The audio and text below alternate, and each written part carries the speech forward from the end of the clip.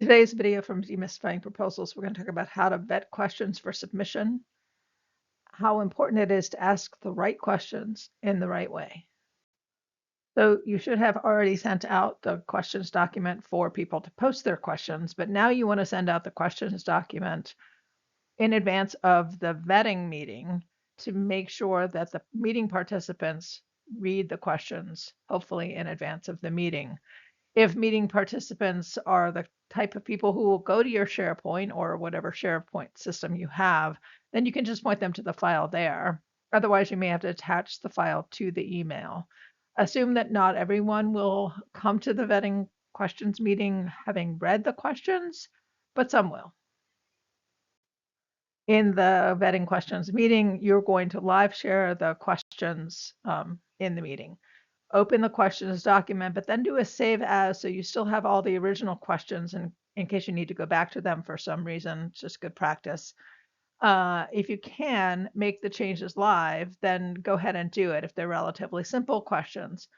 If there are questions that are going to need a lot of rewording, though, you may just take notes on those questions. Some changes are too complex to be made live. When it comes to what questions to ask, we advise to avoid gotcha questions. If there's a typo in the RFP, don't ask a question about it. Somebody else will ask a question about it and let them be the gotcha guy. If there's something that's wrong and you can figure out what the government meant, just generally just make an assumption about what was meant. It's just better than to ask that kind of a gotcha question. But you do want to think about questions from a proposal management perspective. If, for example, they've only given you a font size for text and they haven't given you a font size for tables or graphics, maybe ask a question about that.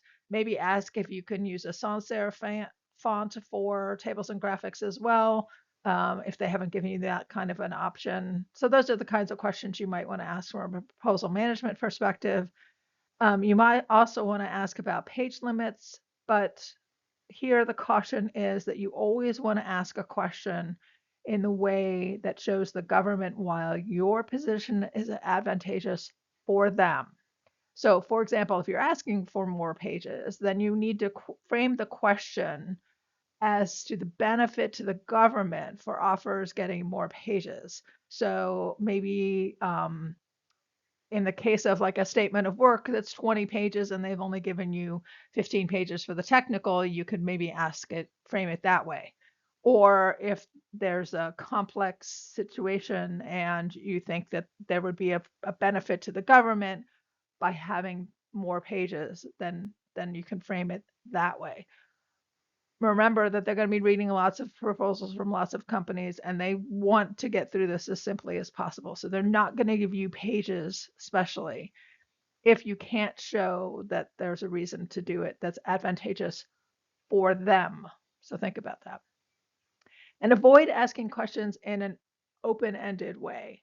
Drive people to ask the question in a way that leads the government towards what you want the answer to be. So a common phrase that I like to use is please clarify that and then state your position. So please clarify that offers can use 10-point Arial font for graphics, for example. Might be a way to ask a question about graphics and font size in a way that is what you want the answer to be.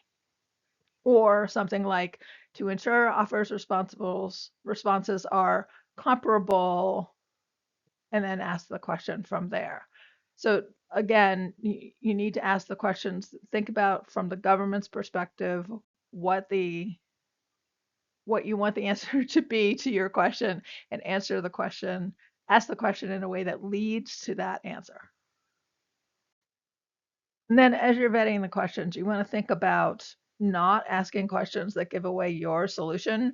Remember, all the answers to all the questions will be published for all offers to see. So don't ask a question in a way that gives away your solution. Don't ask a question in a way that will require the government to give offers an answer that leads to a similar solution as your solution. So just think about that as you're vetting questions. Be sure to get consensus on the questions to be asked. If there are disagreements that can't be resolved in the vetting meeting, then decide on who gets to make that final decision. Sometimes that's the capture manager, sometimes that's the chief growth officer. Different companies have different ways of doing it. Different proposal teams will have different ways of doing it, but do get to agreement on who gets to resolve those disagreements in the actual vetting questions discussion. And then obviously work with those folks to get the final set of questions ready in time for submission.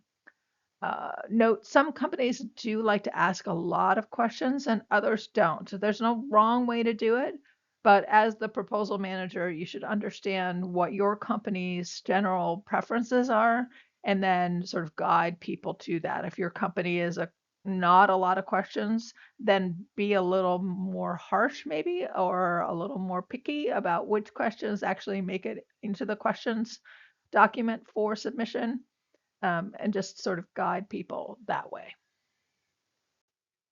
As always, we hope you enjoyed this video from Demystifying Proposals.